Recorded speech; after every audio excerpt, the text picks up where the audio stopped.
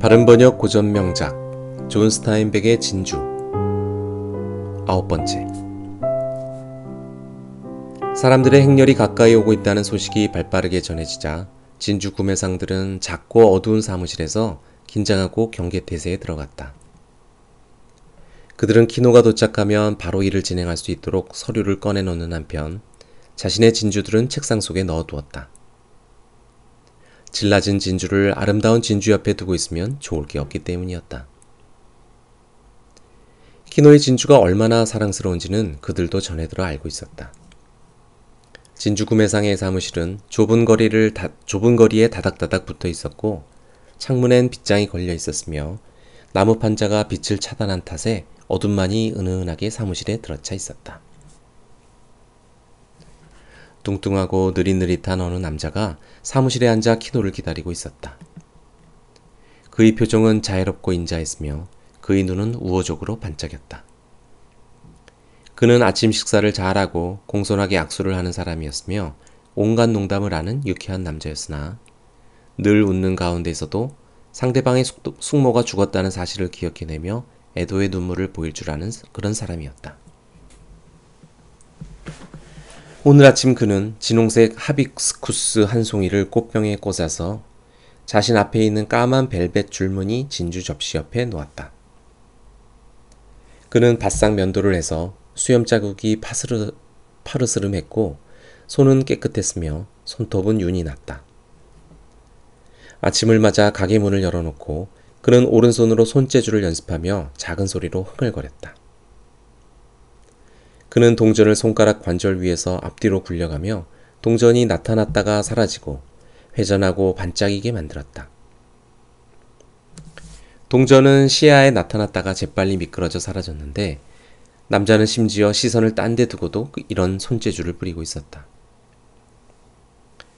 남자가 혼자서 흥얼거리면서 밖을 내다보는 동안 손가락은 기계적으로 정확하게 움직이고 있었다. 이윽고 그는 다가오는 사람들의 발자국 소리를 들었고 오른손 손가락은 점점 더 빨리 움직였으며 키노의 모습이 출입구에 나타나자 동전은 반짝하고 사라졌다.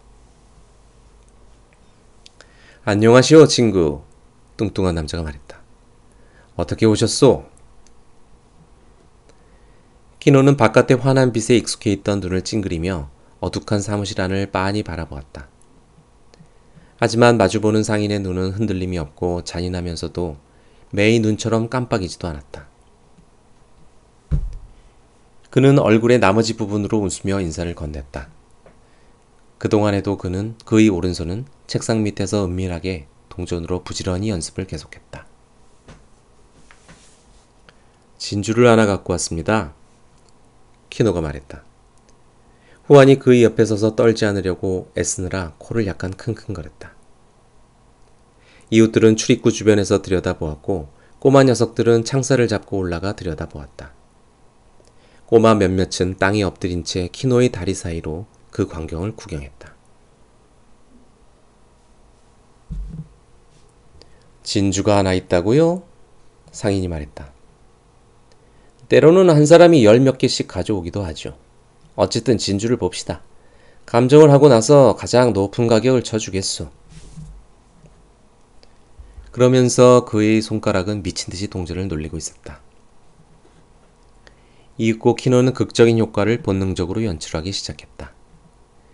그는 느릿느릿 가죽 주머니를 꺼내고 거기에서 부드럽지만 꾀재재한 사슴 가죽을 천천히 걷어냈다. 그리고는 그 찬란한 진주를 검은색 벨벳 쟁반에 올려놓고 곧바로 상인의 얼굴을 쳐다보았다. 상인은 아무런 신호나 움직임을 보이지 않았고 안색도 변치 않았다. 하지만 책상 밑에서 몰래 움직이던 손은 살짝 흔들렸다. 동전이 손마디 위에서 흔들거리다 조용히 상인의 무릎으로 떨어졌다. 그리고 책상 뒤에 있던 손에 주먹이 쥐어졌다. 숨어있던 오른손이 나와서 검지로 큰 진주를 만지고 까만 벨벳 위로 굴려보다가 엄지와 검지로 집어서 눈앞에서 빙글빙글 돌려보았다. 키노도 숨죽이고 있고 이웃들도 숨죽이고 있는 가운데 사람들 사이로 속삭이는 소리가 번져갔다. 감정 중이에요. 가격은 아직 말을 안 했어요. 가격 이야기까지는 아직 안 갔어요. 이제 상인의 손은 인격을 가진 존재가 되었다. 그 손이 진주를 쟁반에 다시 툭 하고 던지더니 검지로 쿡 찔러보았고 하찮게 다루었으며 상인의 얼굴에는 안 됐다는 그리고 얕잡아보는 미소가 번졌다. 이거 미안하게 됐군요. 그는 불운이 자신의 잘못이 아니라는 듯 어깨를 으쓱하며 말했다. 이건 아주 귀한 진주요. 키노가 말했다. 상인이 손가락으로 톡톡 치자 진주가 벨벳 접시 구석에 가서 부딪혔다 튕겨나왔다. 빛 좋은 개살구란 소리 들어보셨소이까? 상인이 말했다. 이 진주는 빛 좋은 개살구요. 크기가 이리 크니 누가 사겠소. 이런 건 거래가 안 돼요. 그저 흥미로울 뿐이지. 미안하게 됐소이다. 당신은 이게 값진 거라고 생각하겠지만 단지 흥미로운 것일 뿐이요. 키노의 얼굴엔 당혹감과 걱정이 드러났다.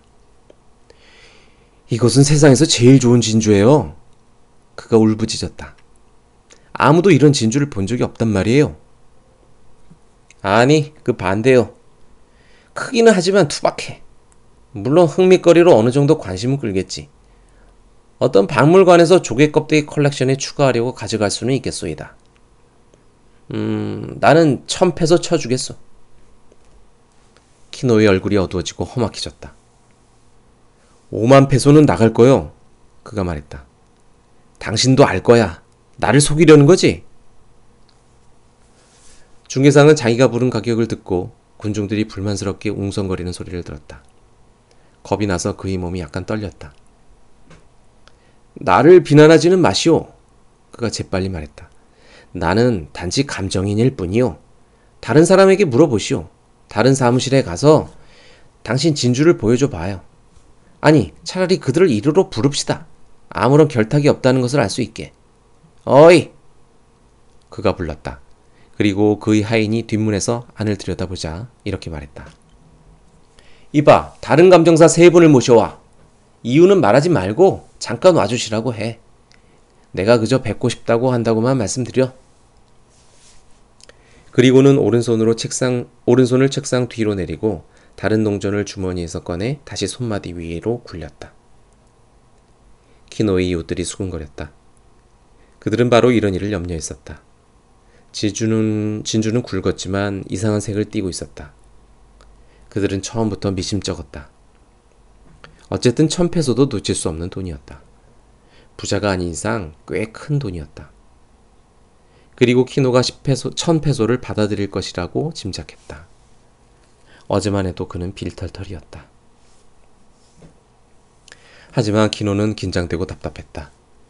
그는 아군이 슬그머니 다가오고 늑대들이 주위를 맴돌고 있으며 독수리떼가 머리 위로 빙빙 도는 듯한 느낌을 받았다. 악마가 자신을 움직이지 못하게 붙잡아 두고 있는 것 같았지만 자신을 보호할 아무런 방법도 없었다. 악마의 음악이 귓속에서 들려왔다. 한편 상인은 검은 벨벳 위에서 반짝이는 커다란 진주로부터 시선을 떼지 못했다. 문가에 있던 사람들이 술렁거리더니 진주 중개상 셋이 들어올 수 있게 길을 터주었다.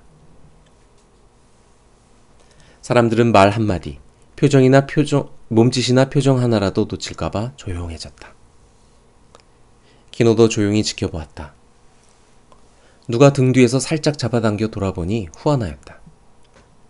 그녀의 눈을 본 키노는 기운을 차리며 다시 돌아섰다. 중개상들은 서로 쳐다보지도 않고 진주에 눈길을 주지도 않았다. 책상에 앉은 사람이 말했다. 내가 이 진주의 가격을 불러줬네. 그런데 이 진주 주인이 공정한 가격이라고 생각하지 않는군. 자, 이 진주를 감정하고 가격을 제시해 보시게. 그리고는 키노에게 말했다. 봤소? 내가 제시한 가격을 알려주지 않았소이다. 마르고 힘줄이 돋아있는 첫 번째 중개상이 가장 먼저 진주를 살펴봤다. 그는 진주를 집어 올려 엄지와 검지 사이로 재빨리 굴려보더니 거만하게 도로 접시에 내려놓았다. 난 논의에서 빼주시오. 그가 건조하게 말했다. 나는 가격을 제시하지 않겠어. 난 사고 싶지 않으니까. 이것은 진주가 아니라 흉물덩어리요. 그의 얇은 입술꼬리가 올라갔다. 이제 작은 체구에 조심스럽고 부드러운 목소리의 두 번째 중개상이 진주를 집어 올려 주의 깊게 살폈다. 그는 주머니에서 돋보기를 꺼내 들여다보았다. 그러고는 가만히 웃었다. 나비유리로 만든 진주가 더 낫겠어. 그가 말했다. 내가 이런 물건을 좀 알지. 이것은 부드럽고 석회질이 많소. 몇 달 안에 색이 바라고 부스러질 거요. 보시오. 그가 돋보기를 키노에게 건네며 사용법을 알려주었다. 확대된 진주 표면을 처음 본 키노는 표면의 이상한 모습에 충격을 받았다. 세 번째 중개상이 키노의 손에서 진주를 가져갔다. 내 손님 중 한 분이 이런 걸 좋아하지. 그가 말했다. 500페소를 쳐주겠소. 아마 그 손님에게 600페소에 팔 수 있을 거요. 키노가 얼른 손을 뻗어 그의 손에서 진주를 낚아챘다. 그는 진주를 사슴 가죽으로 싸서 셔츠 안에 찔러 넣었다. 책상에 앉은 남자가 말했다. 내가 바보처럼 많이 불렀군. 하지만 내 책 제안은 아직 유효해요. 여전히 1000페소를 주겠소이다. 아니 뭐 하는 거요? 키노가 진주를 집어넣자 그가 물었다. 날 속이고 있군. 키노가 사납게 외쳤다. 여기서 내 진주를 팔지 않겠소. 수도까지라도 가서 팔겠소이다. 그제야 중개상들이 서로를 흑기거렸다. 자신들이 너무 심했다는 것을 깨달았다. 진주를 사는데 실패했기 때문에 문책을 받게 될 것이다. 그래서 책상에 앉은 사람이 서둘러 말했다. 1500까지는 줄 수 있겠소. 하지만 키노는 군중을 해치고 나왔다. 윙윙거리는 이야기 소리, 분노로 벌떡이는 맥박 소리를 들으며 키노는 사람들을 밀치고 성큼성큼 걸어서 사라졌다. 후아나도 종종 걸음으로 뒤따라갔다.